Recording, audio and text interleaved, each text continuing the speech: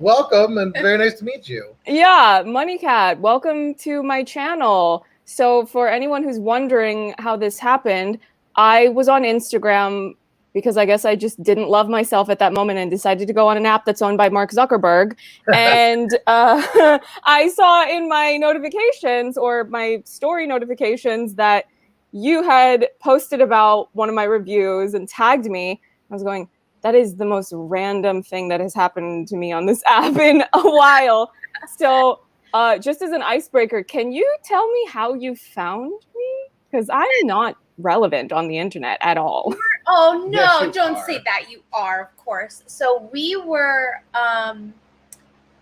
so excited about our song being on this past week's episode of Dickinson. And we always watch videos, like reviews every time. So we got really into Dickinson, but we've been binging it. And then so we haven't watched a ton of like reviews and breakdowns about plus, we it. were afraid of spoilers, so we had to wait till like we were completely caught up. Like we watched all of season 1, and then we looked up like season 1 reviews of Dickinson because we loved it so much. Yeah, but we do that all the time with all of our TV shows that we watch. We're really into the YouTube film, like the video, the essays, and like breakdowns and Easter eggs and all of that stuff. And we know that like sometimes they shout out the bands, and we knew that we had a really cool montage in this episode. So we were like, I wonder if anybody talked about us on YouTube. So we Googled some Dickinson reviews, and you were the first one that we found, which is great because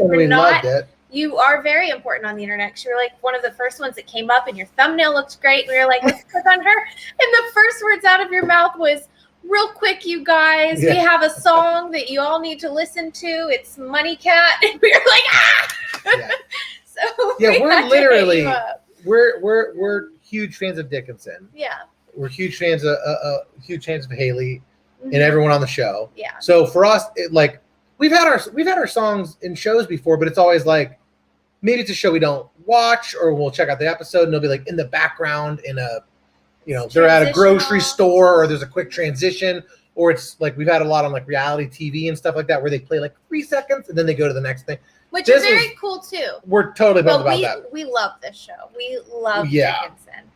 So we were like nervous about it anyway, and we were like, oh, now they're gonna use their song, because they use music so intelligently in that show, and they use it so like kind of artist friendly ways, because there's songs we've found from watching that show and been like, oh, that was dope, and Shazamming it or Googling a couple lyrics, and then we're fans of a new band. For sure. So I love when TV shows actually use the artist in a way that like is good for everybody. It's not just like, there's nothing wrong with that, but like I said, sometimes it's like you're in the background on a jukebox at a bar, no one's Shazamming that, you know what I mean? But when they build a whole montage around it where it actually seemed to be like written into the plot, it was just very flattering for us, really, and very exciting for us because we're big fans. Yeah, well, because how that all came about is that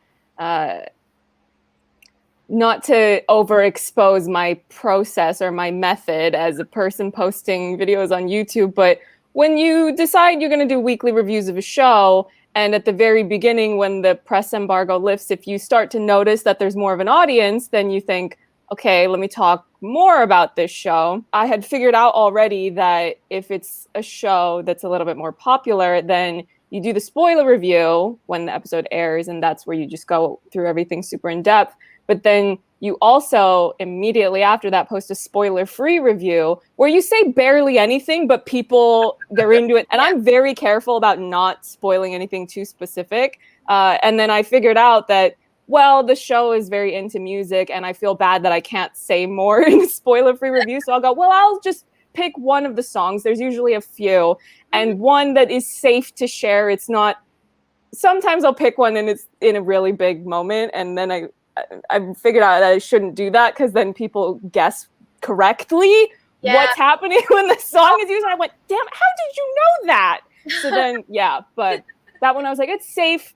They're in a spa, nothing. There's no big little fast montage, and it's so much fun, So that's amazing that you do that. And we're really happy we found you because we've been watching your West Side Story video essay today. Yeah, that was my God. we're huge West Side Story fans. Yeah.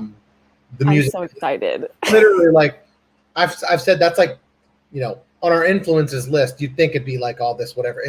We're musical theater nerds, so there's tons of like Stephen Sondheim, and he actually wrote on that one too, and he did some of my favorite musicals, but that's when he was very young, so we did it with Bernstein, and like that musical is beautiful. Like all those love songs are like so special to us. I sit around and I play them on the piano. Like we're huge West Side Story fans. I was Tony in high school, and I thought you might think this is an interesting counterpoint or a weird way of thinking of the inherent race issues in that show. I'm Lebanese, but they cast me as Tony.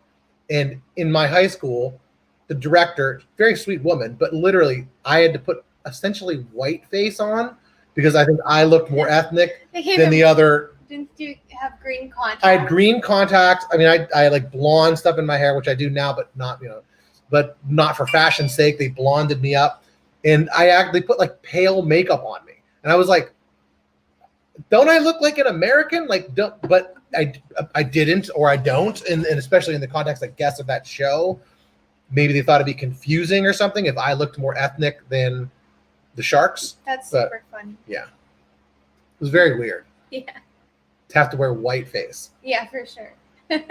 In like a high school musical, you know, we have to make this person look like what we think they're supposed to look like, which is so silly, which is some of my favorite. I love when people do like non-traditional casting of things, you know what I mean? Like, and you end up putting, you know, women in men's roles and vice versa, or even like look at Hamilton, which is like so amazing and is everyone's favorite show. But I bet you if you'd have pitched that 15 years ago to a closed-minded audience, they'd have been like, wait, but they don't look like George Washington. You know what I mean? It wouldn't have worked because of people's just narrow-mindedness. For sure. But that's so funny. I just think it's interesting that they would choose to do that for a live theater show, because in theater, the audience is so far away that I don't think it makes all that much of a difference. It's very different if it's for film, where the camera could potentially be this close to your face, and then you can nitpick people's features in a way that you just would not do for stage. I mean, stage makeup looks ridiculous if you see it up close. So yeah, because I always got on like eyeliner and rosy cheeks and stuff like that. But yeah, crazy. So we found you, because now we have a new channel to binge.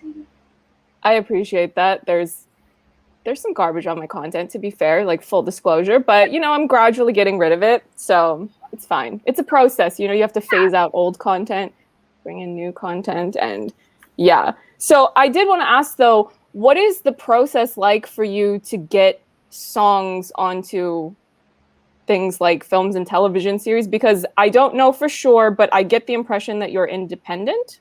We're independent. Artists? Yeah, independent. We love going to music conferences.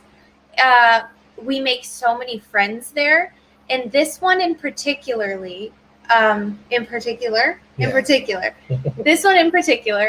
I think that we had a friend. We're actually not even sure. I'm not sure. I think that the Dickinson folks reached out to us about a year ago. It was a while ago. We probably should have looked.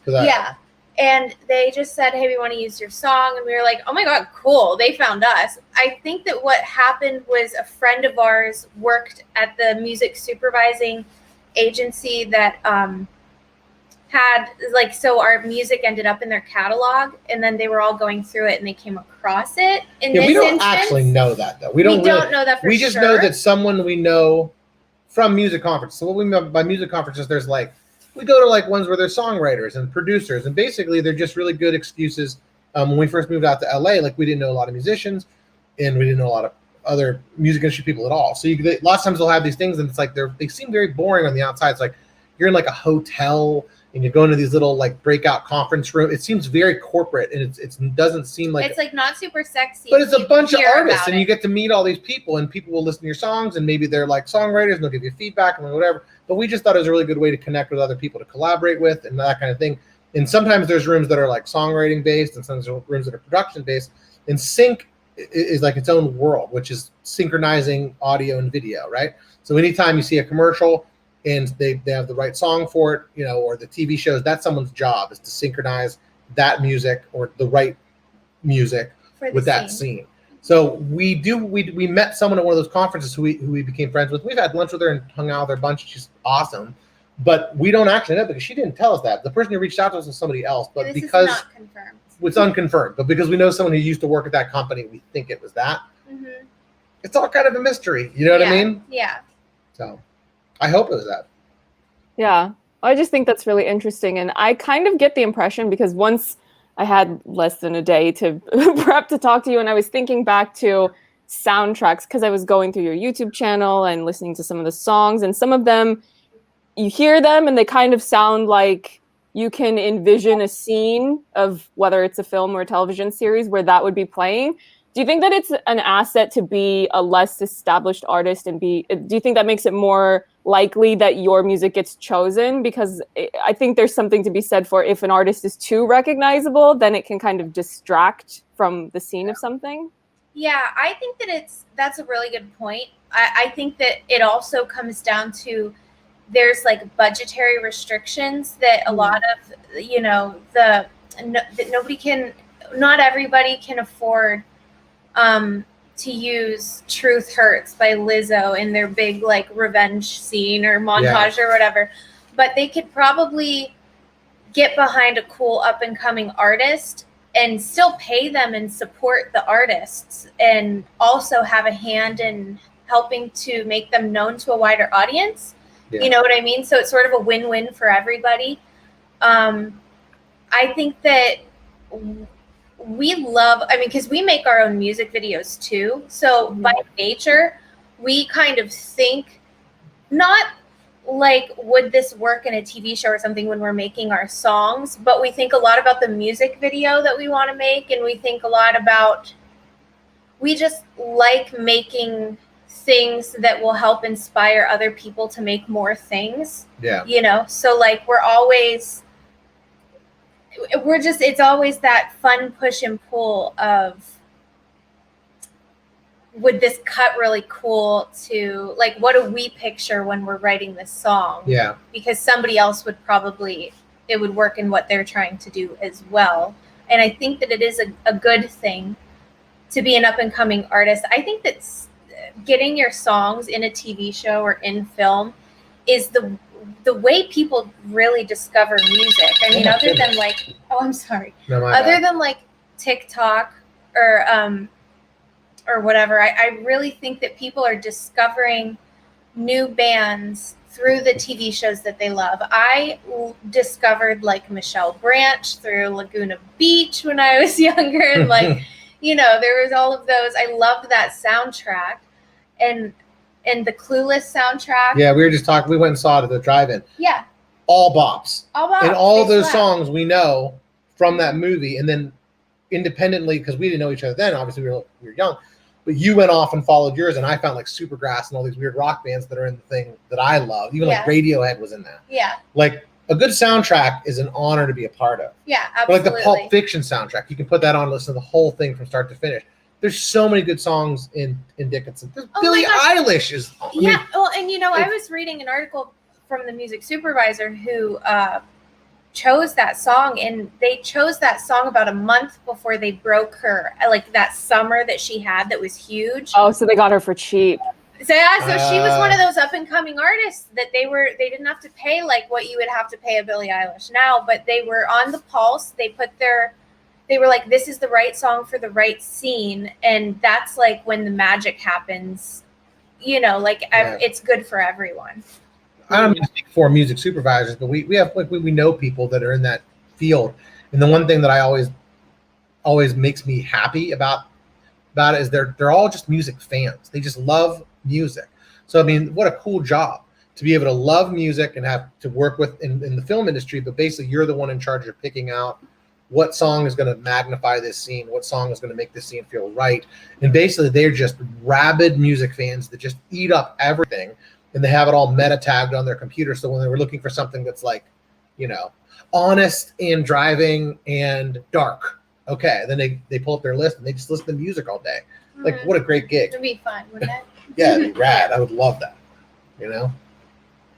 So when I was skimming through some of your stuff and trying to look up trivia about what you were doing, I could kind of tell that you were independent because it just felt, it had that feel to it. So I was kind of curious if there was a particular reason that, I don't know if it's just as simple as, well, we didn't get offered a record deal or something, but it seems like you're pretty happy with being independent. I feel like you're getting a lot done in a way that doesn't really happen when artists are on big labels and might be industry plants. But yeah, so I feel like the more I researched you, I felt more excited about getting to hear from you about what you do, because I've gotten really, I used to do more music interviews, and I just got really sick of talking to people who don't actually have a creative bone in their body. They're maybe vocalists, debatable, depending on who.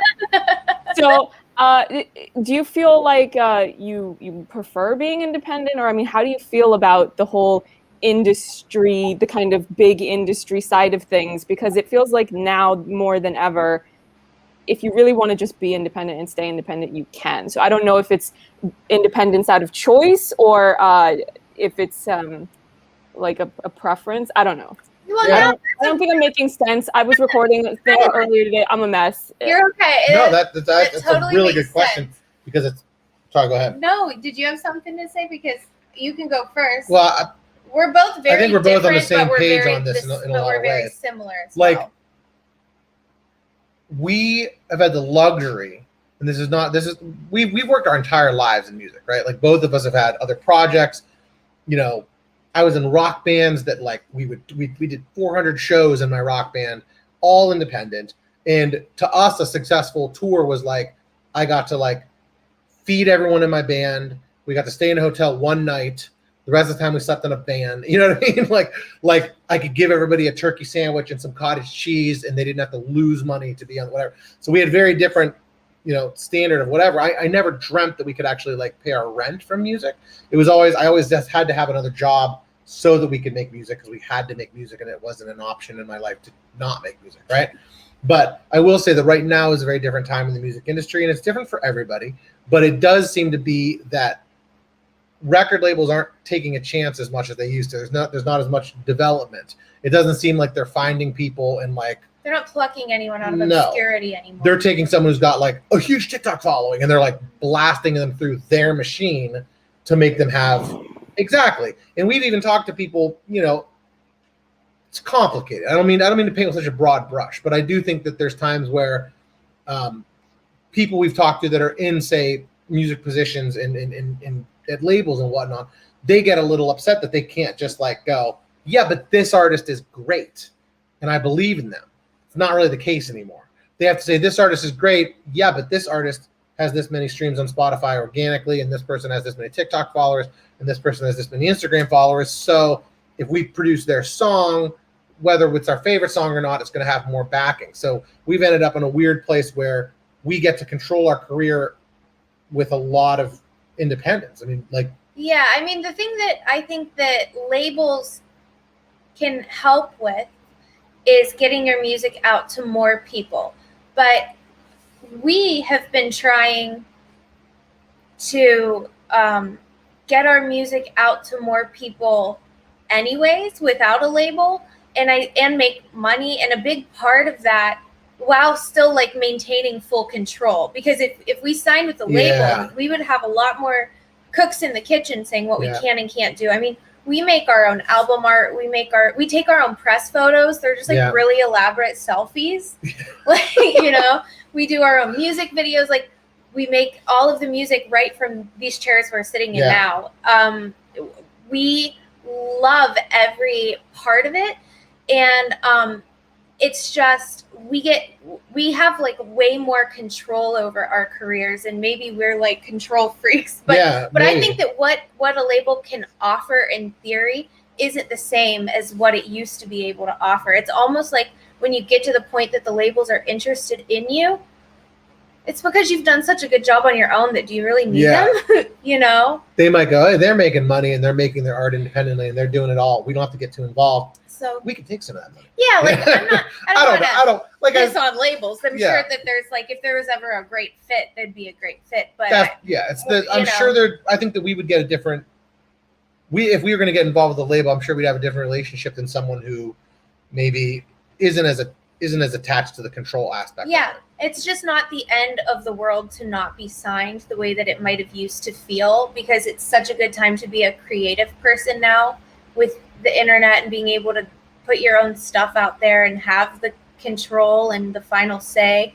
And if you get involved and you try and make friends and share your music with them, and then maybe get it placed in some spots where you can make some money back and reinvest it into your music, like you're your own label. Because a lot of times that's what a label might do, right? Yeah. Like they may say, we're going to spend our money on promoting you. Us being, I don't mean to say we're control freaks, but it does seem a little bit like that now they're talking about it. Maybe. But I would rather say, hey, we got a little bit of money from this TV show, or we got a little bit of money because this was in a commercial or whatever. How are we going to reinvest that into our own? Like, we learn how to do Spotify advertising. We learn how to do, whatever, Facebook and Instagram ads and Google AdWords and stuff like that. So we get to kind of control, who do we want to share our music with? You know what I mean? Like, who are we trying to reach? Who do we think would enjoy it, rather than just like, thanks guys, please like us, label. You know what I mean? Yeah. But I'm sure there's good and there's bad to each. I think that we particularly are the kind of people that want to do all that stuff. I'm sure there's artists out there that don't. That are just like, I just want to write a song and be done. Now, don't get it twisted. When I was younger, I wanted a label. Like, I feel like the reason why I started doing stuff for myself was to get to the point where they would pay attention to me. But the more I started doing it, the more I fell in love with the actual fun of doing it. And if I sign with a label, chances are that would get taken away, and some of that fun would get taken away. And so it became less of a thing I was chasing after. Yeah. Because it's so fun to be in control of your own career. You know what I mean? Yeah.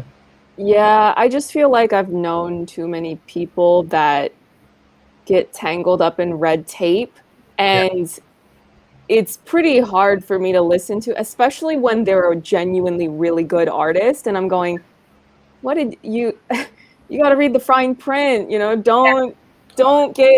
don't sell your soul to the devil. And that's honestly how I feel about labels at this point, where I'm just going, I have never heard a thing about a label that made me go, yeah, labels are good. Yeah, big labels. Yeah. It's just one horror story after the other. And I mean, the worst extreme examples are, the Britney situation or the Kesha situation. It's just nightmare after nightmare. And why, what is it ever worth that? No, it's not. I'm sorry. It's such a, even the Taylor Swift and her not getting her masters, and Prince didn't know his name. Yeah. Like, it's just, there's so many examples of that. And I think that we're going to turn a corner. I'm sure that labels will have to reinvent themselves in some way. And I think that they're trying, but I think that the way that they're trying is by getting more involved in the sync world. And I think that the sync world is like a world that we've tried to get involved in on our own. So we really I just don't know what the benefit would be unless it was a really special fit. I don't think all labels are inherently bad, but I think that they've got a real bad rap, and they have a lot of explaining to do, and there's like a lot of work that needs to be done in order to be like truly artist friendly, because they're not. So I was going through different things that you've either posted online or interviews and whatnot, and I think you had described your music as big, fun, anthemic pop. And I was curious to hear your take on pop as a genre, because in general, I feel like pop is not the most respected genre, which I find ironic, because the whole reason that it's called pop is because it's coming from the word popular. So technically speaking, pop music is not actually a genre. It's anything that's popular is pop. Mm-hmm. So clearly I've thought about this before, and I've very good. It's been around a bit. So as people who are very full on with making this really fun, bombastic pop music, what are your thoughts on maybe the pop genre and the stigmatization against pop as a genre? Well, Colin, I think you should say a little something because I feel like you've come far. Yeah, You used I to really be have. Mr. Anti-pop. I've always loved pop music. She's always loved pop music. I grew up, literally, I listened to like Golden Age hip hop, like Public Enemy, like very anti-authoritarian stuff, punk. That's all I liked. Like I actually had like a He was that guy. I was that guy. I hated popular music because to me it epitomized. I didn't feel represented by it. You know what I mean? And I didn't enjoy it. I had a thorn in my side about it. And then as I got a little bit older, like I would start to like take things without the. It's almost like you can revisit it like a decade later, right? Like during the 80s or 90s, I hated pop music. But if it was 10 years later or 5 years later, I could go back and listen to some of the songs and be like, all right, that song's pretty cool. I guess that one's cool. I know I hate it when it was on the radio, but you know, like I didn't listen to any of that growing up. So then once, I think it was probably actually from hanging out with you, because I feel like you started to show me stuff and I would kind of throw out these like old, like, you know, oh, they didn't write that. It's the machine. And they probably just got them because they were good looking and put them in front of a mic. And then you would teach me, you're like, no, the Spice Girls wrote all those songs. And I was like, what? No, they didn't. And she's like, yeah, they did. And then so I started to kind of open my mind up. So I do have I think that it has to do with too, like, okay, you know, during the 60s, Motown was pop. I love Motown. During the, you know, whatever, like 18 whatever, Scott Joplin ragtime piano was pop music. And I love that. So I don't think that by nature everything that's pop is bad, and I don't think that by nature everything that's pop is good, and I don't think that by nature anything. But I think that there's gems in there for everyone to enjoy. Just here's what the thing I read this somewhere and I've misquoted it for years, but like declaring war or hating music, any kind of music, is like declaring war on an ice cream sundae. Like there's just no reason to me. Like why would I hate that song? If I don't like it, I won't listen to it. I'm gonna, like, music is supposed to give me something, give me joy, or give me, you know. Yeah. And so if it's something I don't listen to, it's the same way. Like maybe I don't eat celery. You know what I mean? Like I'm just not gonna consume it. Yeah. But it doesn't mean I'm gonna like actively go like, you like celery? F you, man, or whatever. You know what I mean? Like so I've changed my attitude a lot on that kind of stuff. And another weird. This is actually interesting. So we grew up in Ohio. We're from Ohio originally, a small town called Youngstown, Ohio. That's like kind of depressed economy, but a great place to grow up. It's completely industry-less, obviously. So there's none of that in your ear. You just make art because you want to make art. Well, both of us had projects that were our own, like personal, you know, they were much darker. They were angrier. They were, you know, just darker. We fell in love. We decided we were going to make music together, and we didn't want to step on each other's projects because I was a huge fan of her art, and I didn't want to like mess it up by being there. So we decided we'd make a new project. And at that same time, we were moving out to California. We were in love. There's oceans, there's mountains, there's palm trees. Our music naturally and organically just kind of became pop music, kind of accidentally. And I guess even I think most people that are actually pop might look at our music and go, that's not pop music. Like we're pretty left of center for pop music. But for us, it's pop music. It's definitely the poppiest stuff that I think either of us have ever done. Absolutely. In our lives. Yeah. And I think that the genre in general, or should I say in general? In the genre in general. It's pronounced GIF. Yes. Sorry.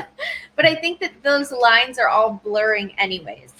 You know? Like, what is, I mean, a Billie Eilish song. It's made of so many trap and hip hop elements, but it's totally a pop song.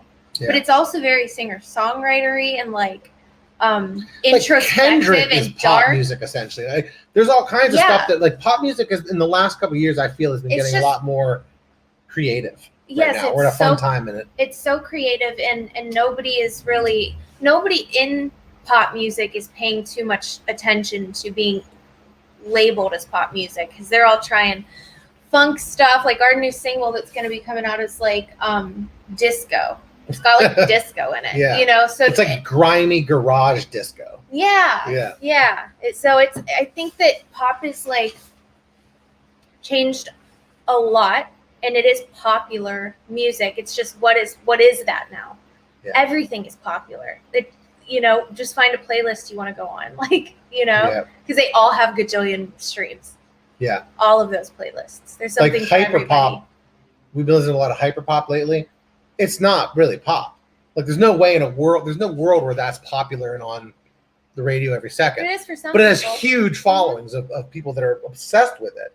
But it's just now that there's not just like 3 lanes to be in. There's, what was it, on Spotify? There's like 1,300 different genres of music. That's what labels were good for, was putting things into boxes. Yeah. Saying this is a pop artist, this is an R&B artist, this is a country artist, this is a rock artist, this is a folk artist. But as they're losing kind of their power, they're losing their grasp on like real artists don't want to be put in boxes, you know? So I'm also curious what you think about, I don't think this is really applicable to the music that you've made, at least from what I was skimming through on your channel, but it seems like over the last, I don't know exactly how many years, the more mainstream pop has kind of shifted away from, when you get to the chorus, it used to be you get a big bang, you get a payoff, and now choruses just kind of feel like they sort of meander, and I don't know where this trend came from, and I don't like it. So it's a really random thing to bring up, but this is something that I just think about sometimes, and then nobody really cares enough to talk to me about. No, I feel like we love this stuff. I feel like music we is can talk about this all day. I feel like it's so understated right now, and we're always skimming through those playlists of like current pop to try and incorporate some of that, because it's kind of cool to listen to sometimes, and we always daydream about having a really simple song. But I think that it doesn't work for us, because, I mean, I need a huge chorus. You need to know what the chorus is. It's a journey, and it is fun, but I don't think that for our art, it's something that we have the patience for. I think that we demand a little bit more.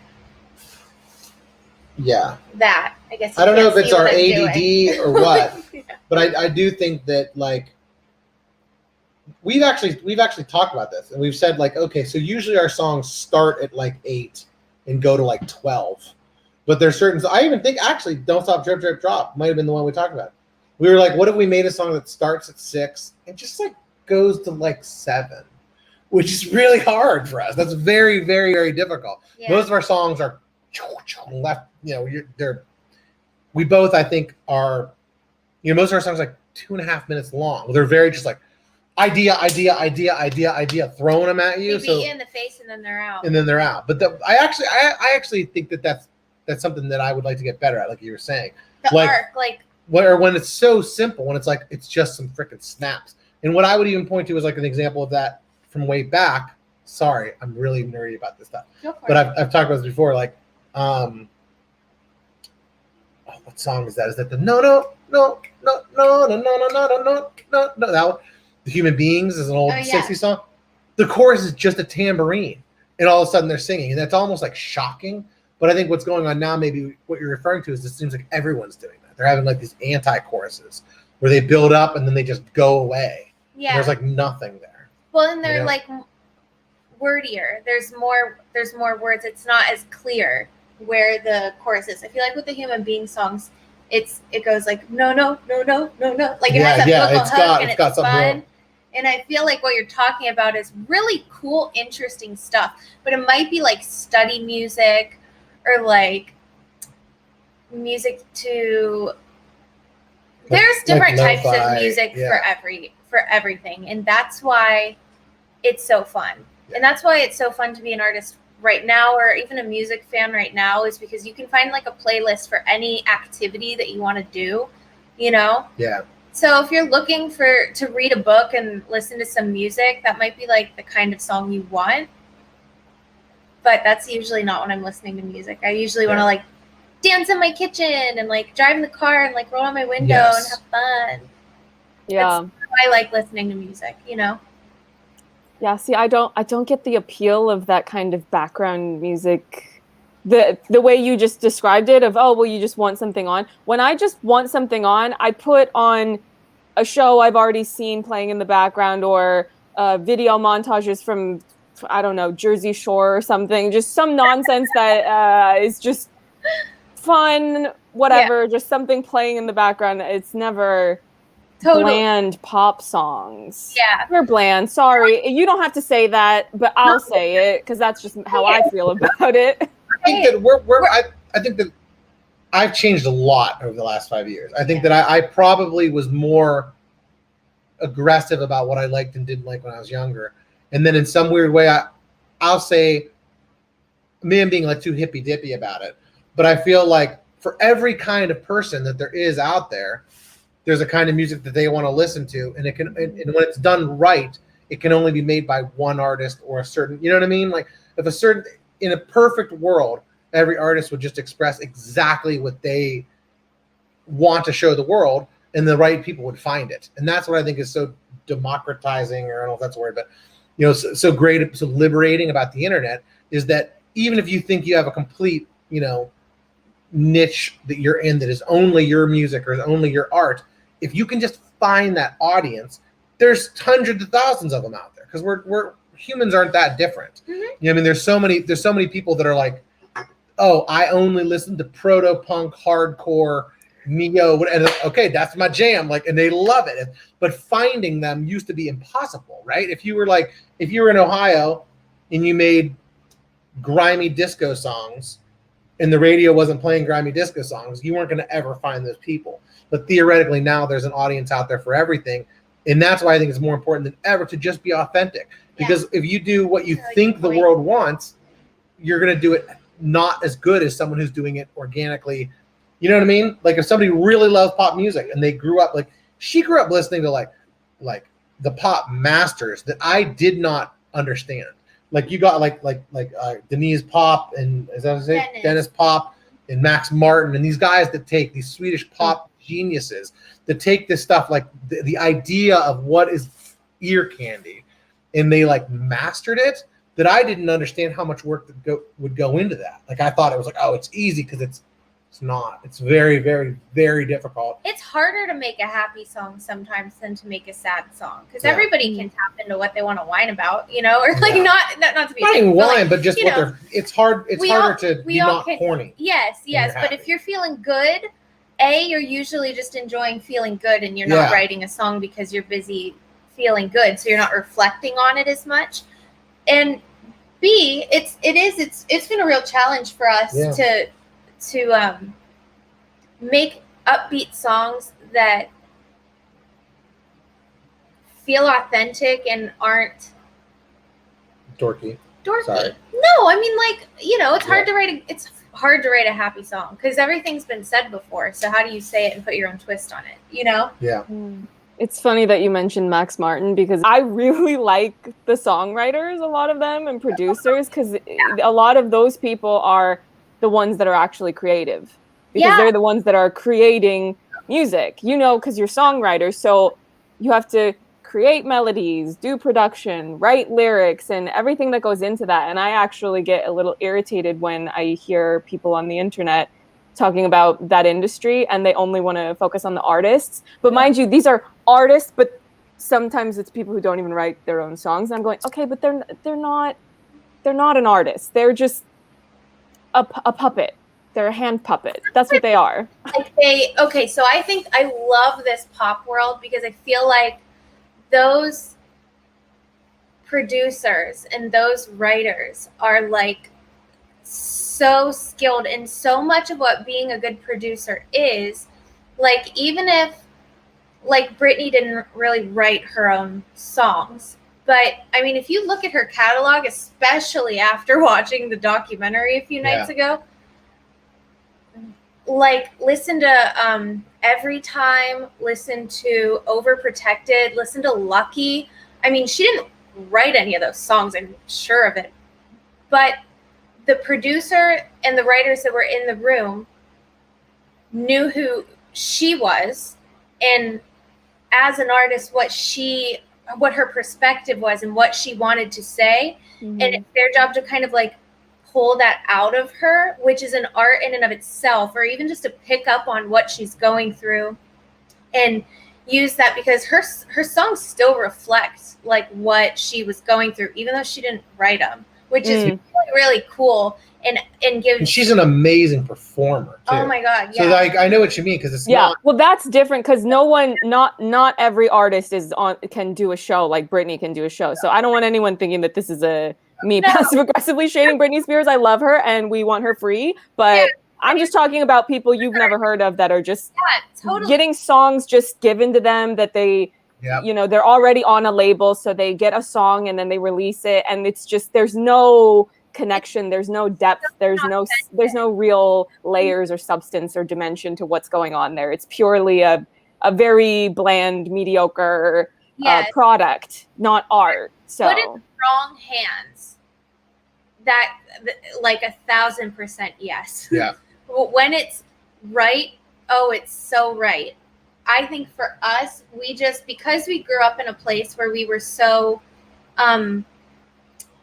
sheltered from the actual music industry. Like we didn't grow up in LA where there was a mindset out here of, well, you do the top line, you do the lyrics, you focus on the hooks, and then you're gonna do the first part of the track, and then you're gonna do like the last part of the track, and then you're gonna sing it, and then you're gonna do backing vocals. There's like a million people involved. Then this guy's gonna do your website. Yeah. And this other person's gonna design your thing, and everyone's like, this is the font guy. It's all, there's beautifulness in that collaboration. The same way when you get like a film, right? Mm-hmm. Like everyone does their own specialty. When it's right, it's magic. We didn't have that. We did not have that growing up. So we got really good at doing all of that stuff for ourselves, which was good for us as artists, because I feel like we really know what our voice is. We really know what we want to say.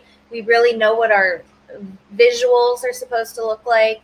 You know, we know if something works for us or doesn't, like immediately. And so I feel really grateful about that. But that's like another world where, honestly, if I've always said that if I would have grown up in Los Angeles, I probably would have. I just wanted to be a Spice Girl so bad that I probably would have just like ended up in a camp with people who were telling me who to be, and I might have listened. I don't know. Yeah. You know, if you want it and you don't have your voice, but you have people telling you who you are, I'm like, okay, you know. There's something nice about where we grew up too.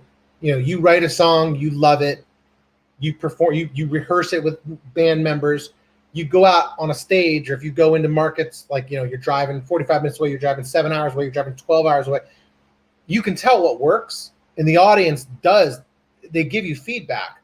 And like, there's something to be said for like, I'm an artist and this is what I said and this is what I would ever, but you know, we want to share our music, right? So if I'm totally pumped about a song, but we have 40 songs written and we have a 30-minute set, you start to pick like, oh man, this is a good opener. This is a good closer. I can squeeze in that one halfway through. But like I said, the audience, they will tell you what's working and what's not. And I think that's good. You know what I mean? Like sometimes we'll be like, I'm not ready to give up on this song. Let's rework it. You know what I mean? Let's go back to the rehearsal space. Let's hash out the problems and let's try it again on Friday night. And then you go do it again on Friday night and it works. Yeah. So there's something to be said for even that kind of thing, that growing up in a world that was completely, I think it could have hurt us. You know what I mean? If we would have grown up in a world where like your first show, I mean, kind of you're even talking about your back catalog on your website. Some of it you don't like because you've gotten better, right? There's something nice about being able to like gestate and get better in a place where it doesn't matter. Yeah, in like a safe place, and you're playing in bars, and you know what I mean? You're doing that kind of thing. Whereas I can't even imagine what it'd be like to be like 17-year-old artist if you got picked up by a major label and they're like, if this does great, you have a life in the music industry. If it doesn't, we don't even know you. That would suck. Yeah. You know what I mean? Like that would, we got to learn who you were. Like the stakes feel so high and you want it so bad that you just do whatever they say and then it flops because it's not you. Yeah. That would suck. That would suck. It sounds like you're whether intentionally or unintentionally shading every singing talent competition show that's ever been produced. Sorry, we love you guys. Man. No. We're not shading the people who compete on them. We're shading the people that run those. I I can't think of of an accurate insulting word, but just know they're trash. Because you get stuck with a winner single that's probably not all that matching to you as an artist. Once in a while something will work out well, and then you get a group like Little Mix. But most of the time, those people just kind of, and you never hear from them again because those contracts can be so restrictive. They're like the worst of the worst contracts on those shows. Like what you want to do is get far enough to get like third place, because then everybody knows who you are, but you're not tethered to like a contract that is awful. You can actually, get a little bit better of a deal with someone else. How many times in your life, now I'm interviewing Kate, sorry. Have I auditioned for American Idol twice? No, that's a great question. But I was going to say, how many times have you heard from people that are like, especially in our hometown, it's like, oh, you're so talented, you need to go on blank TV show. And it's like, there is other ways to be an artist than to just, go on there and compete and hope someone likes you and you win. Absolutely. Absolutely. Yeah, so I did want to try to at least shout out some of your songs, because I did go through a couple. I really liked You and Me. It's funny because I actually liked a lot of the songs on your channel more than the one that was on Dickinson, because like you mentioned before, you were saying, oh, we're trying to have it be about a 6 and it goes to a 7. And I'm like, okay, but I want an 11 or a 12 out of 10. So yeah, I mean, You and Me, it had that kind of chanty hook, and I was going, oh no, yeah, that's more my thing. That's more my vibe. That's great. I'm glad you like it. That's definitely more like our stuff. We were really trying to rein it in, and honestly, our PR girl, we were trying to involve her. I feel like as the artist, you make the music, and then you hopefully have like a team that you trust around you that you can say, what do you think should be the next single? Yeah. Never in a million years. I love Don't Stop. I never thought that she chose that one. She was like, oh, that's the one. And we were like, what? Like there was multiple people in there like, no, that's it. And we're like, that one. Like, we thought that was like the B-side or like the album cut. Like the number 7 on your 12-song record. Like, we love it. It's a wonderful song. It's a great song, and it's one of our babies, and we do love it so much. But yes, our normal bread and butter, what we're doing all the time, it's like loud. It goes, really huge arcs, big journeys. It's like epic. It's in your face. And that's much more like our style. The You and Me one was so fun. That's College going, ah! Oh yeah, doing my Ennio Morricone. Yeah, like the guy that did all the old spaghetti westerns. We were just trying to do that kind of thing. Ah! And you know how we got that ice cream truck? I don't know if you saw the video for it. We were in New York City, and we walked up. We saw an ice cream truck in Dumbo, and we walked up to the guy, and we offered him $40, and we said, hey, can we have $40, or can we give you $40 for 30 minutes in your ice cream truck? And we were like, if someone needs ice cream, we'll just move out of the way and you can give them ice cream. And he was like, okay. But we always try to point like that kind of DIY stuff to hopefully it'll inspire people to think they can't do something. You know what I mean? That was just us. And we were in New York, and our friend we gave her our camera. She's a fantastic photographer, cinematographer, and whatever. We just happened to be there, and we're like, let's just go make a video. And we just wandered around, and we made a video. We found it. Yeah, and you can do it, because sometimes it's more important, like we always say, like if it comes through you, it represents what you're about. If we would have sat around and concepted a video with a team of 20 people, maybe it wouldn't have represented. I feel like that's us. That video is me and you. Figuring it out. You and me. Yeah, it's you and me. Talk about the independent spirit. That song is literally like an us versus the world type of it really song. is. So yeah, maybe we're right, maybe we're wrong. That's just what we're trying. Yeah. That's what we're doing. Well, obviously the trends are what they are now, but I will say that a friend of mine and we were just talking about, we've been talking about music a fair bit because he's starting his own YouTube channel, so I'm helping him by co-hosting on some videos he's doing. So, and in them we're talking about certain things related to music. And so we're recording things, but then we're also just chatting with each other as friends and just talking about music. And we were thinking about more so maybe the early 2010s, the first 3 or 4 years of the 2010s. And we were just thinking about some of the songs that we listened to then.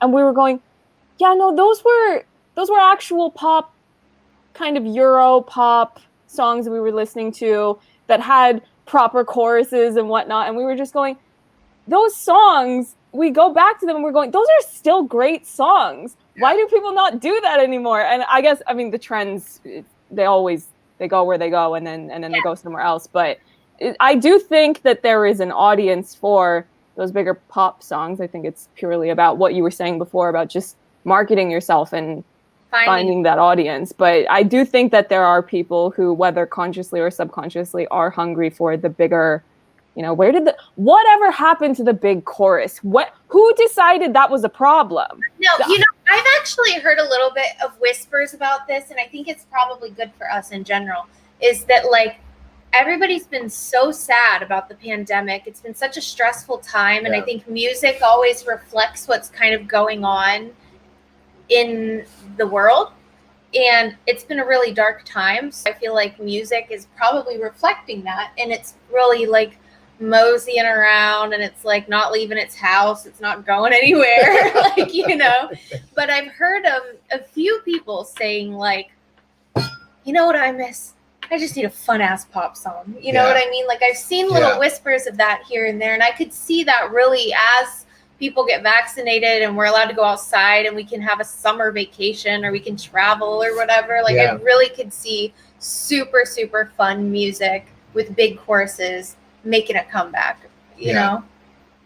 God, I hope so. I mean, because I don't know exactly when this started, but there was just a point where I kind of stopped paying attention to whatever was, I don't know, mainstream radio, whatever, because I just, honestly, I think it was a couple of things that happened that really started to just make things bad. One was Adele. Now, I mean, no disrespect to Adele, because I think she's great, but she's had how many albums now, and every single one is just her being sad the whole time. And it's a huge hit because she's great, but then everybody goes, oh, now I want to be Adele. You're not Adele. Do something else. She's got it covered. Don't give me more of that. And the other problem, and this one I do mean all the insults because of stuff they've been doing when it's a pandemic and you shouldn't be making crowds happen. The chain smokers. I blame the chain smokers. That awful song that they had that was everywhere. Just my ears bleed every time I hear it. And I blame them, because how was that a big radio hit? And it was so just meandering but it's meant to be clubby. Aren't they DJs? What even are they? I don't know. We don't need to talk about them, but but I will just say that one time I heard some super icky thing about them where I heard that they call their songs deliverables. Which I don't know if that's true, but that's what does that mean? Art. Like deliverables, like you would, like if you ordered widgets or something to make a thing, it'd be like, well, the deliverables will be there Thursday. Like it's like the thing you deliver. Like it's like there's art? it's like it feels so sterilized and so okay. Like it's jobby. Yeah. Like we're not, it seems like, and I think that the reason they rub everybody so wrong, well, not everybody, they obviously have a huge they have a huge following. Yeah.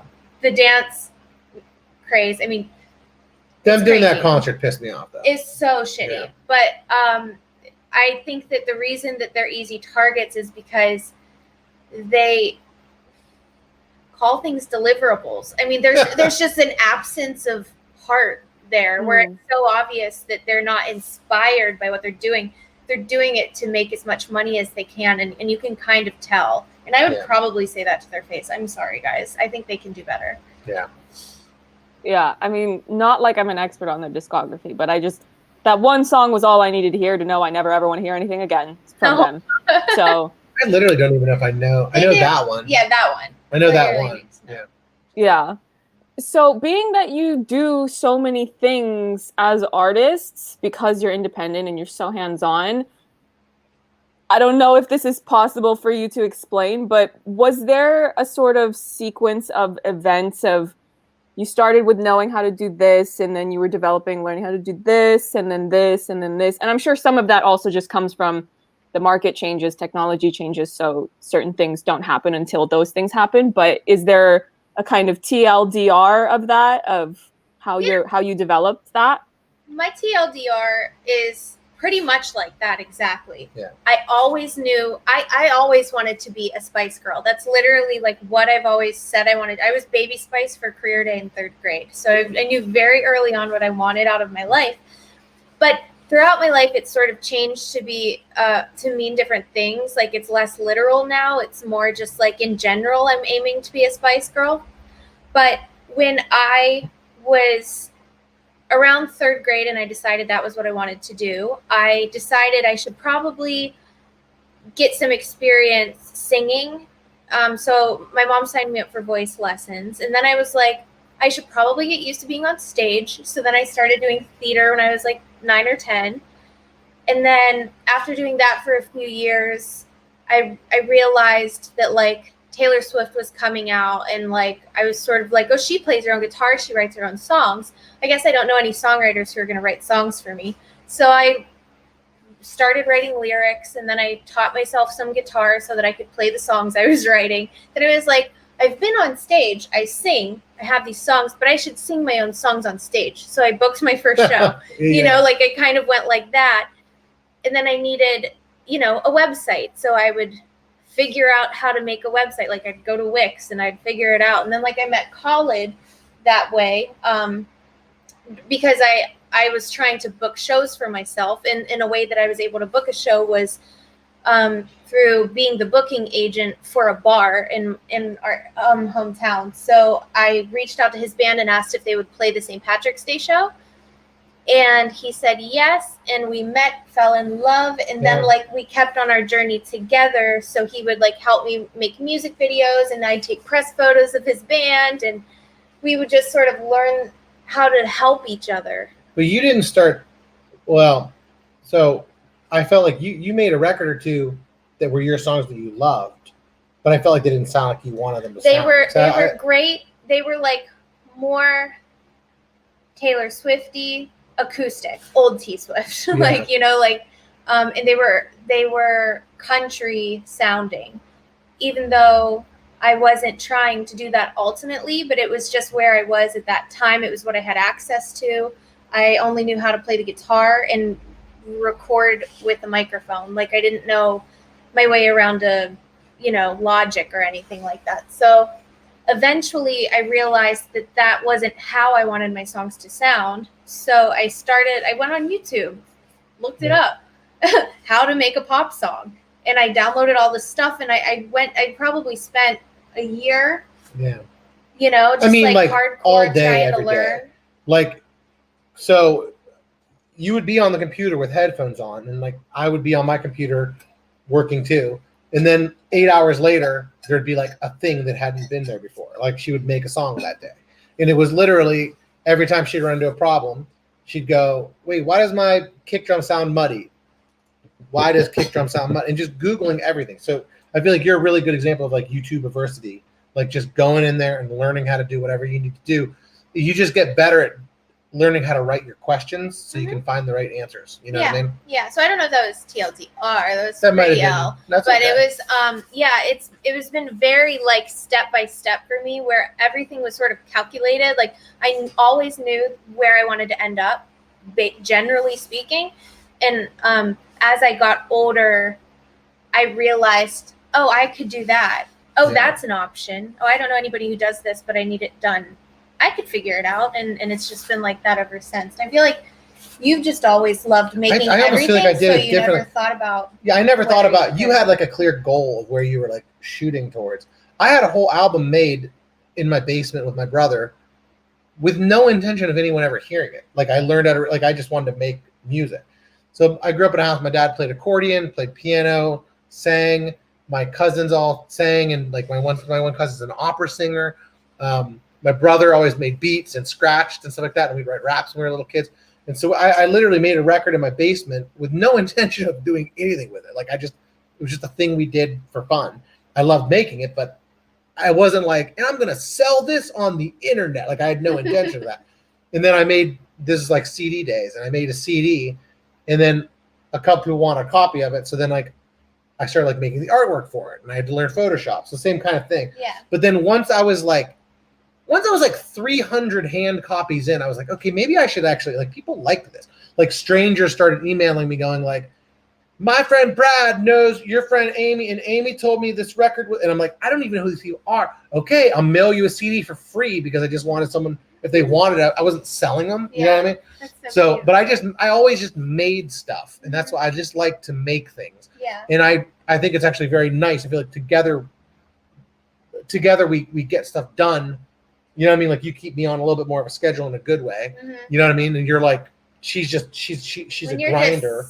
And he's just so creative. He's just I just like making anything. Creative. Like I who knows? Yeah. So but I love that about our balance too. Do you know what I mean? Because I would just twiddle knobs till a song was irrelevant. You know what I mean? But I feel like you're like, no, man, that sounds great. I'm pretty sure it's done now. It's done, and I want to go to bed. You know what I mean? Like, So I also wanted to ask. I feel like this is my personal opinion. I'm not saying that everyone has to agree with me. I feel like the music industry is overrun with love songs, and I hate that. Not to be a brat, but it's one of those things of, okay, so if we go to the cinema, if every single film that was playing had the exact same story, wouldn't you be livid? I would be. Well, the cinemas are not open, but even, you know what I mean? You'd be livid. Why? And I don't understand why people seem so insistent. It's like they don't know how to write about anything else, or they just think that it's like they don't have an original thought or something like that. And the impression that I was getting from looking through your catalog is that you don't do that, and I found it refreshing. So, what are your thoughts on that topic, and then just picking topics for your own music and what inspires the narratives of what you're writing? Yeah, it's sort of been fun for us we do have one love song that's unreleased. We'll find the right time we to have drop Millionaire. It. Oh, Millionaire's I think it's we have technically a love song. Two love songs. Yeah, you're right. What's the other one? Oh, what the fuck? Oh, yeah, that is a love song. Okay, yeah. It's a bit in a roundabout way. It's kind of a jaded, like, but like, what the fuck? So this is love? Sorry, I was using a curse. I don't know if that's a... But it's really fun for us to zig where they zag, you know? Like, we're trying to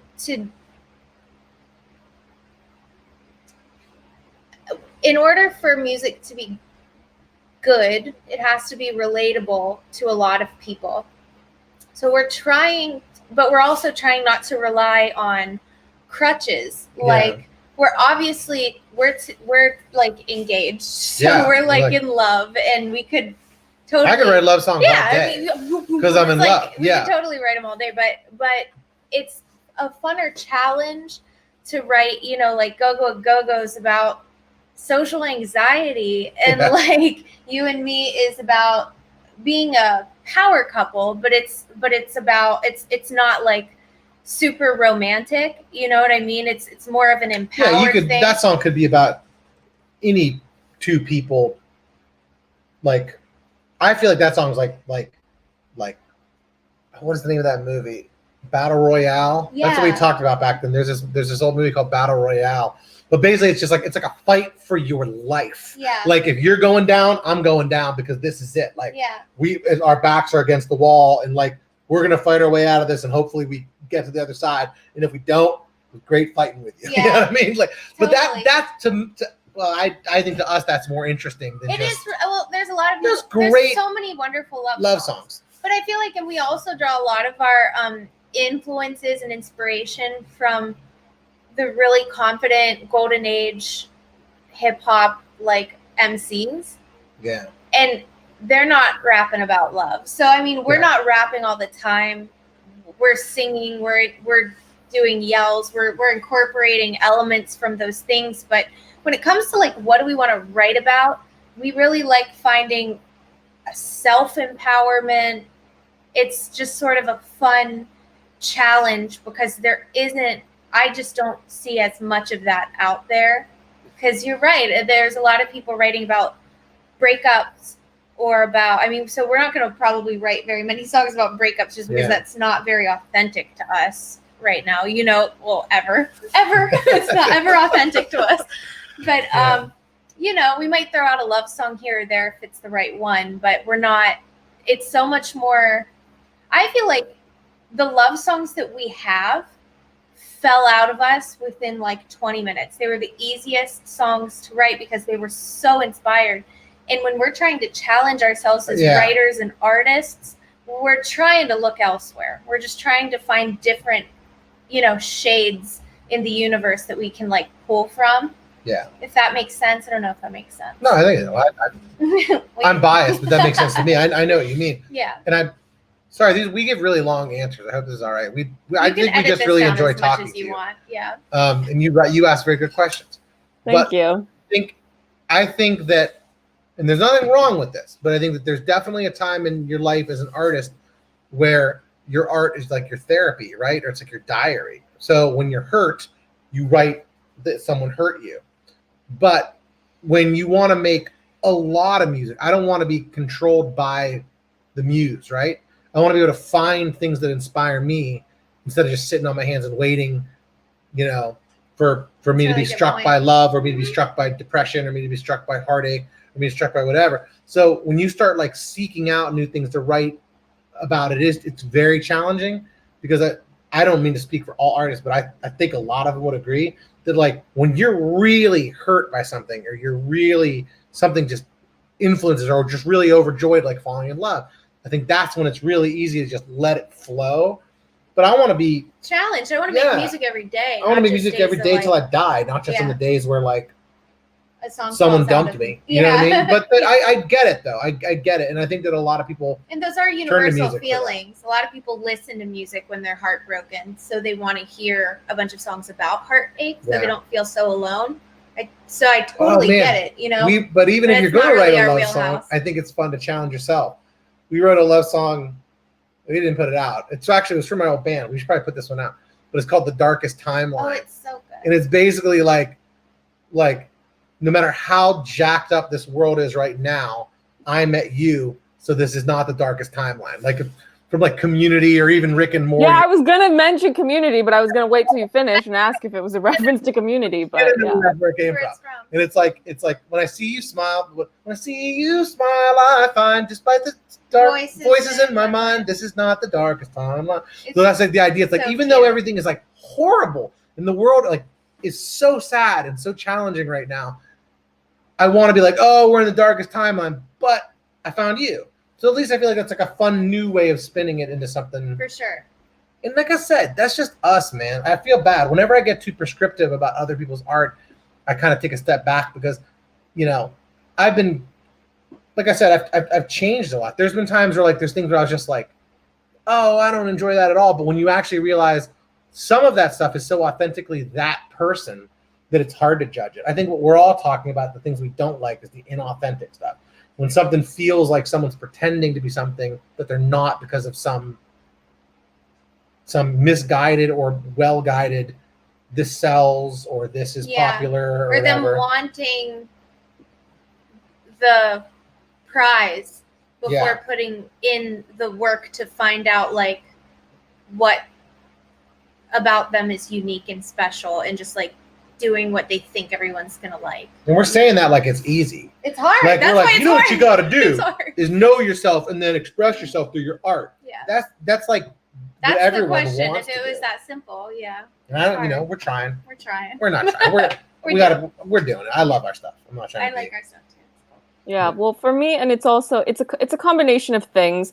I don't like the repetition, for one. I also don't like, particularly since we're in an age of social media and people oversharing, if I try to explore the music industry of what's out there and everyone is singing about love, and I'm going, okay, you're either telling me about your personal relationship or your breakup, and either way, I don't know you. I don't care. I don't need to know that. And also, I just don't think it's an interesting topic, which it makes me feel like a lot of artists, whether intentional or not, they come across as just kind of one-dimensional people, because you look through their catalog and everything is about love and relationships. And I'm going, is that all you have to talk about? Like, if we were to go out for coffee, is that all you're going to do is just tell me about your relationship?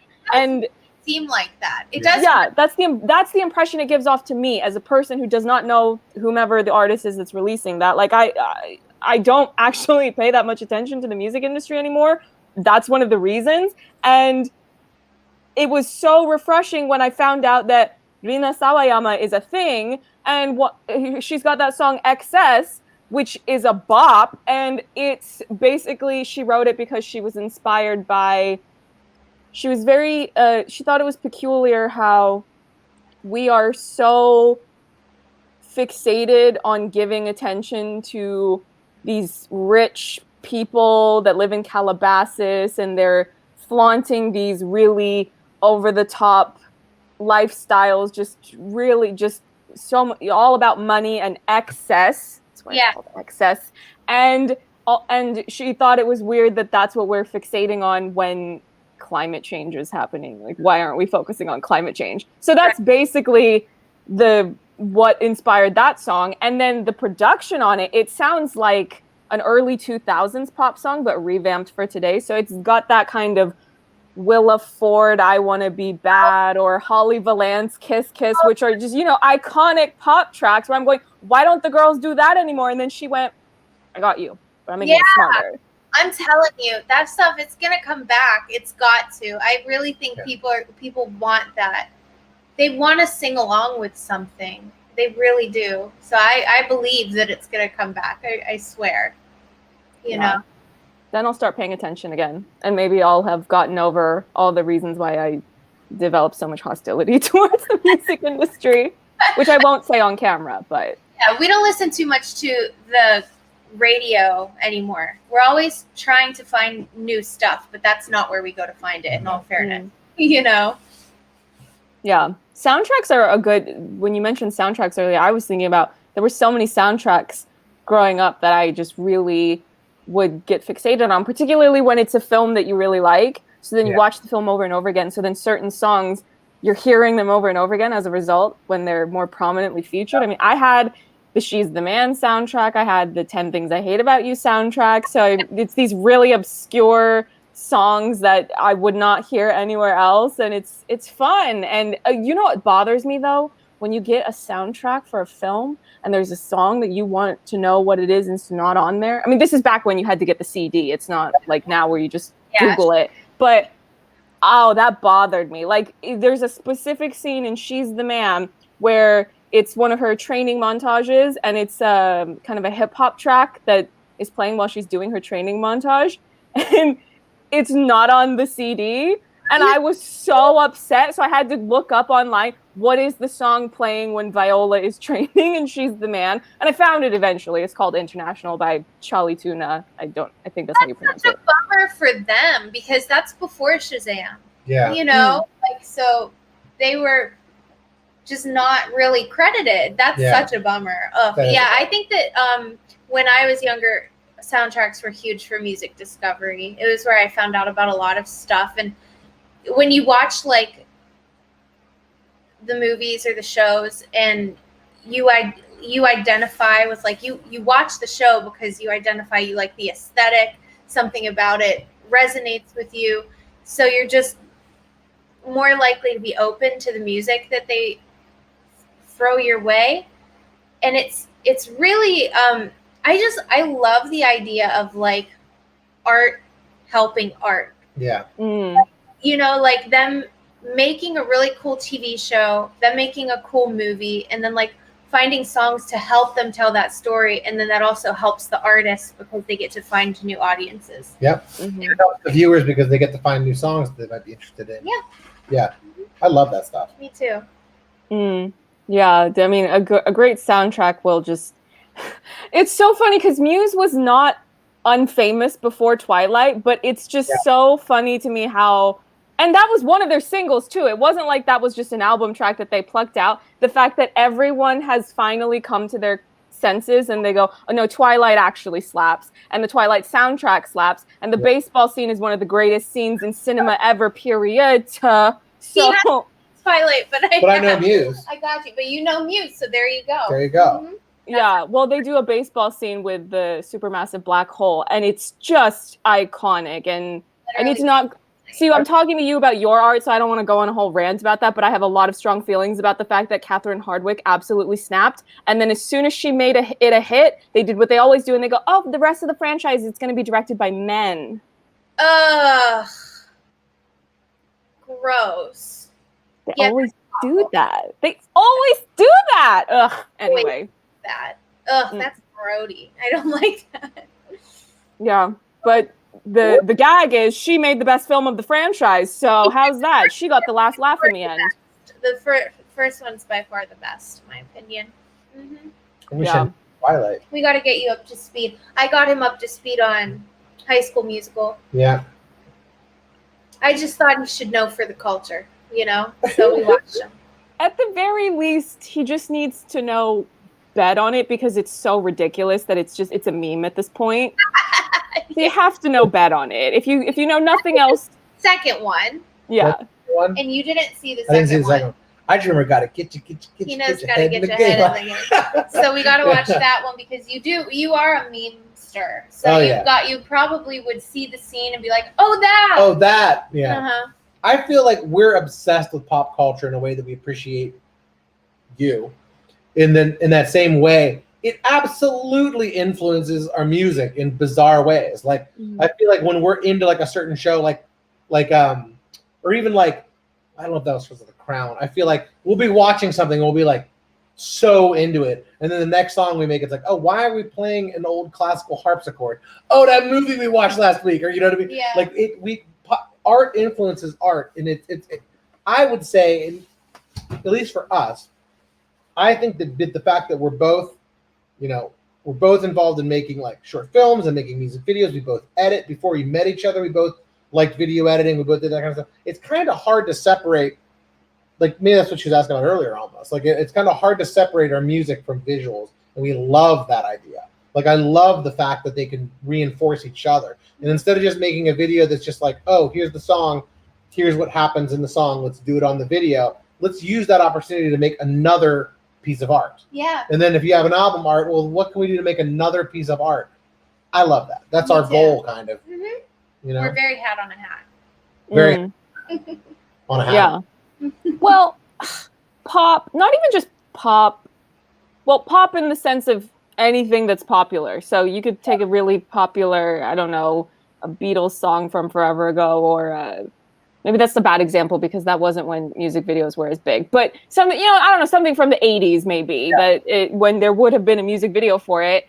It could be any genre, but the music video is an essential part of what it is. Pop is a visual genre. I can't imagine writing. I mean, I'm not writing songs at this point in my life, but if I'm writing songs, you have to have the visual concept for it, because that's at least for marketing. If you're not creatively inspired enough, at the very least for marketing, you have to think about how you present that visually, because we're all on our screens all the time. You can't just have a song. People are gonna, what's the single cover? What's your promo? What's your music video? All of that matters. And it's just so refreshing to talk to people that are aware of that, because we really are. We just finally we got access to the Spotify canvases. Do you know what those are?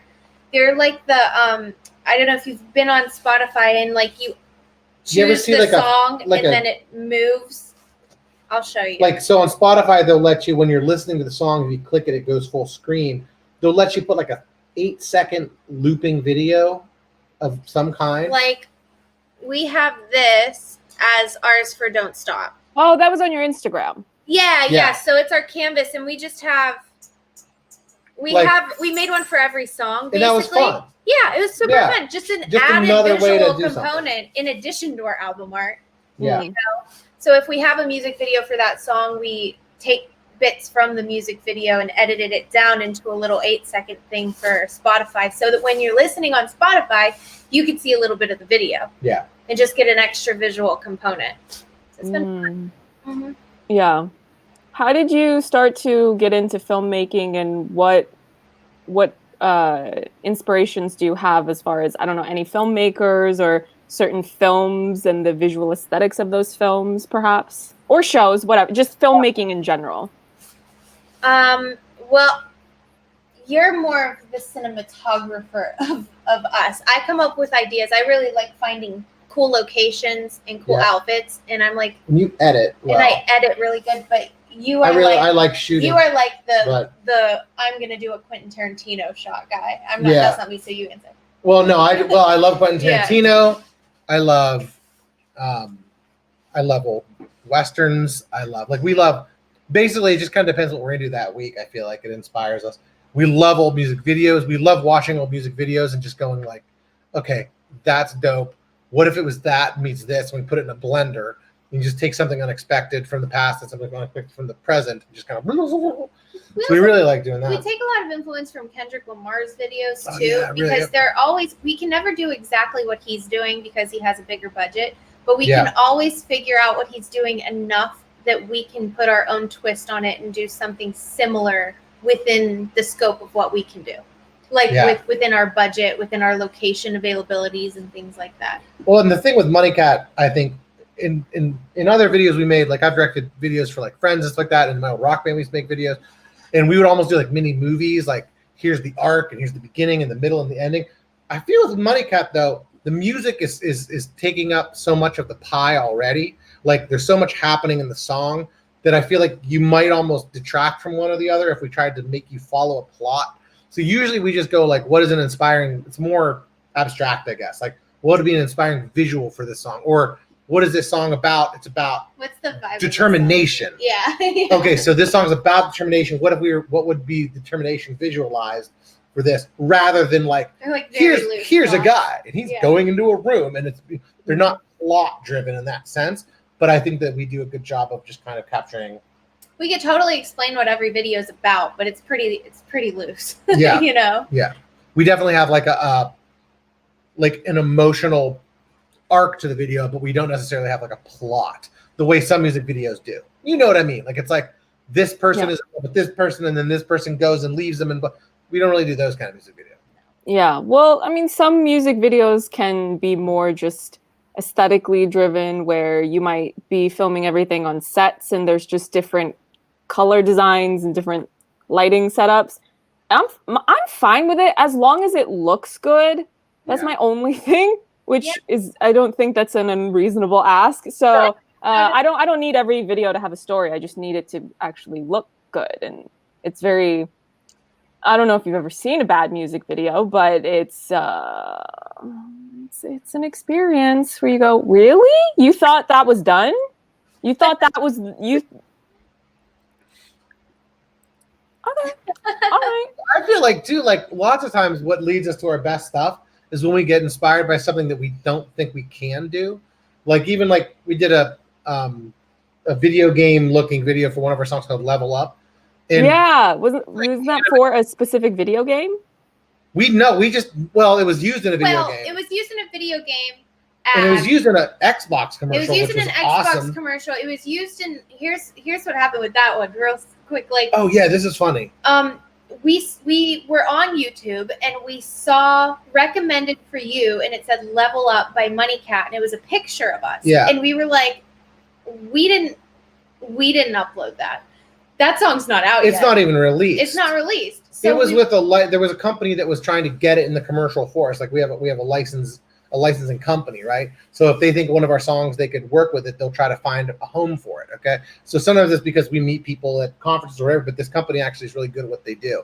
So they got it in this commercial, but they had like the lyrics or something on the website. They had it on the website, and somebody was like able reverse to find that song. They found it.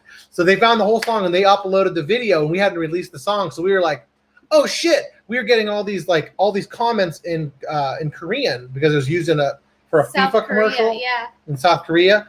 So all the comments were in Korean, and we were translating them, and they kept saying icons, and I was like, oh my God, we're icons in Korea. But it wasn't. The video game was FIFA, whatever 19. It was, FIFA 19 Icons La Liga edition. But it was just funny because we were like, are we icons in South Korea? We were. But we saw that our song had actually been ripped from that website and uploaded twice on YouTube. So there were two songs, and people were going to it to find out what was the song from that FIFA spot. And we just were like freaking out. We were like, okay, this is a great opportunity. We have to chase it. The song needs to be on our page. Yeah, so they can connect the dots. Yeah, so we rushed it through distribution to get it up as fast as possible. And we just stayed up all night, and we just made like a video game themed lyric video for it. Yeah, and all of a sudden they're like, oh, we can do animation now. So I guess we can. Not really, but we can can do like, It like keyframe animation and motion graphics like that. So then we got better at that. And even in the full Bronto video, we did like that dinosaur and stuff. So we'll get an idea and we'll be like, yeah, but how do we do that? Like, that's cool. And we wrote it down, but like, I don't know how to do that. Yeah. YouTubeversity. YouTubeversity. How to make animated dinosaur for video game. Okay. We just made it. Yeah. The doing her lips in the beginning of that. Full Bronto. And that we have a video called Full Bronto where at the beginning we have like a Rocky Horror, just her lips singing on black.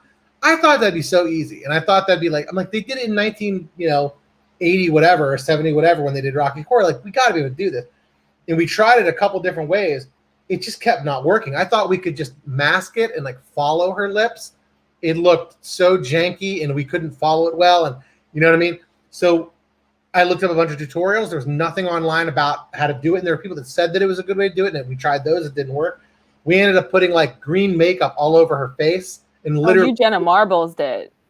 What's that? We Jenna Marbles. Yeah, we Jenna Marbles did. Yeah. Because we watched her video. Yeah. Yeah.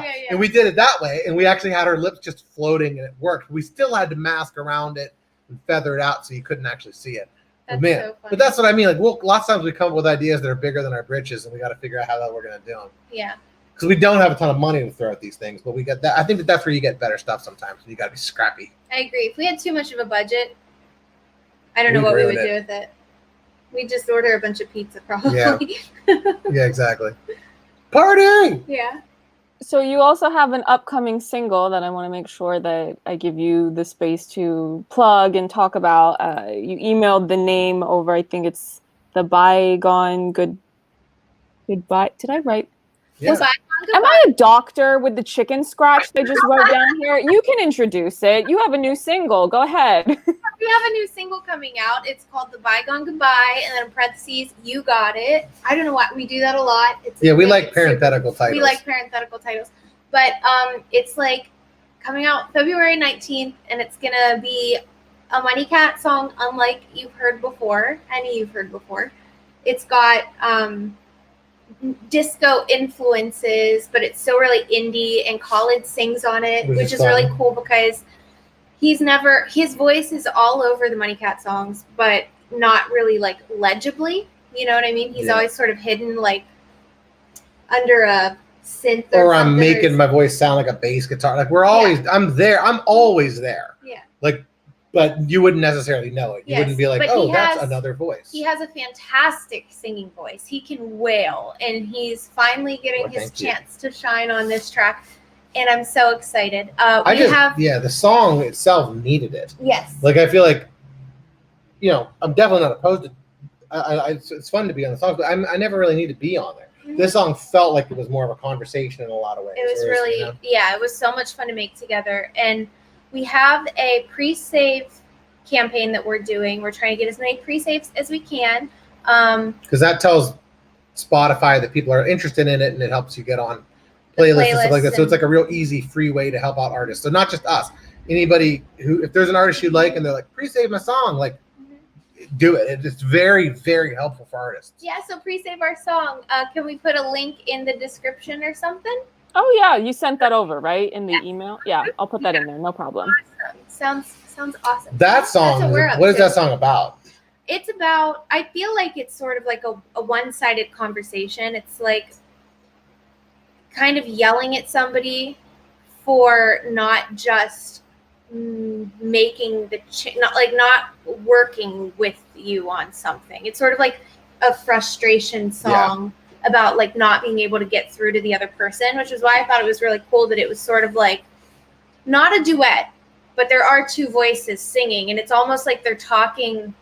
That's okay. It's like they're talking at each other, but not like there's not a back and forth, you know? So it's sort of when dramatic you've tried, in that way. I feel like after 2020 and 2021 so far, like sometimes you realize you're giving so much energy towards a solution, and maybe you're the only one really working towards it. So it's kind of like letting bygones be bygone or something. Like there's just something about it that's a little bit like, all right, we've tried. Yeah.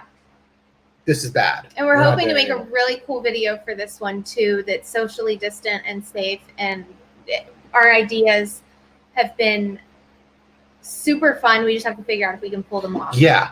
But that's another one where we're like, well, wait, so that's cool, but how the hell do we actually do that for not all the money in the world? We're in the idea phase. Yeah, we're still in the brainstorming phase. Well, I'm sure we could easily keep rambling forever, but I feel like it's a good way to close off. But anytime you're releasing new stuff, if you want to come on again and we can keep getting into random discussions about various topics to do with the music industry, I'm totally up for it if you are. It was really fun having you on. So much for having us. You're awesome. And thank you for just doing what you do. I really love having like another YouTube channel to binge that's intelligent and talks about pop culture, because that's literally all we do all day is either make stuff or watch YouTube videos about pop culture. Yeah. Well, I'm trying to build up more of a catalog and whatnot. I feel like I'm spread too thin right now where I can't work on. I have this one video that I'm working on. I've been working on it for a while and I keep mentioning it in almost every video that I'm posting because I just haven't been able to work on it and keep finishing. I feel like it's a reminder to myself. So when I'm filming, when I'm writing, I put it in so that you have to say this while you're recording. And then when I'm recording, I say it. And then when I'm editing, I hear myself saying it. I'm going, you still haven't finished this video essay. And I'm going, I know, but. What's it about? That way we can all harass you about it some more. It's about, it's about Zack Snyder's filmography because he's my favorite director, basically. And I'm assuming that not everybody who normally only watches my Zack or DC videos will watch this interview, especially this far, so I can just say what the topic is, so it's fine. But yeah, it's basically just a pretty in-depth video essay about the women characters in his filmography because people do not give him credit for how ahead of the curve he is, or curve. Yeah. Can I speak English today? Because his depiction of women is so far ahead of where it should be at any given time. He's always doing it better than everyone else. And that says a lot considering that he's what you would consider the epitome of privilege if you're a rich, white, successful, straight, as far as I know, but either way, it's none of my business. You know, he's kind of hitting all the boxes, able-bodied, physically speaking. So he's got all this privilege, and yet he's so much more inclusive, and he's so much more respectful, and all the actresses he works with have nothing but wonderful things to say about him. So for me, it's something very important that I don't understand why there's a hate bandwagon against him. I have a theory, but I don't want to get into it right now. But at least while I'm recording, I don't care if you want to know off camera. But yeah, so it's basically just going through a lot of the films in his filmography and talking about the women in there. And it honestly felt a bit like writing an actual school essay because the structure that it ended up having was the intro, 3 supporting points, and then just the kind of end. And I was going, this is every school paper that I ever had to write, but I'm actually having fun making this. But yeah, so I'm just super excited about it. And I'm wait to see it. I'm determined to have him come on my channel and let me interview him. And he's super respectful of women, and he likes to show love to the women who support his art. So I honestly, I feel like it could happen. I just need to hurry the hell up. You're manifesting that, man. Oh, that's so LA of you to say that. You're manifesting. Absolutely, man. You can't live here that long and not start manifesting shit. Yeah, but also because it's someone who also one of his children follows me on Instagram, so make of that what you will. So this way we can harangue you like everybody else, and we'll help you like. Exactly. Yeah, well it'll be easier once Dickinson finishes because doing 2 of those videos per week plus Servant and then other stuff that I'm helping friends with right now, so it's just a really weird hectic time, and I really want to finish it this month though, because I'm like, enough is enough. I want, like, I've had this burning desire to finish it and just put it out there, but I'm working on other videos, and it's just because I don't know if it affects you as much, but at least with YouTube channels that are just producing content, it's like if you don't want your channel to die, you have to put out content consistently, and even more so the case when you're a smaller channel, which I am. So I wanted to jumpstart 2021 by actually producing content on a more consistent basis, and Dickinson just felt like an obvious choice since I was aware that there was an audience, and I went, yeah, fair enough. But yeah, no spoilers in this interview, but no spoilers. I gathered that from your that it's about to get real. Yeah. Oh, I've seen the whole season. I saw it before it even started airing because I had press screeners. So that's how I have my reviews up right when the episode airs. So yeah. Like my spoiler review for this week's episode is over half an hour long. Wow. I can't wait to check it out.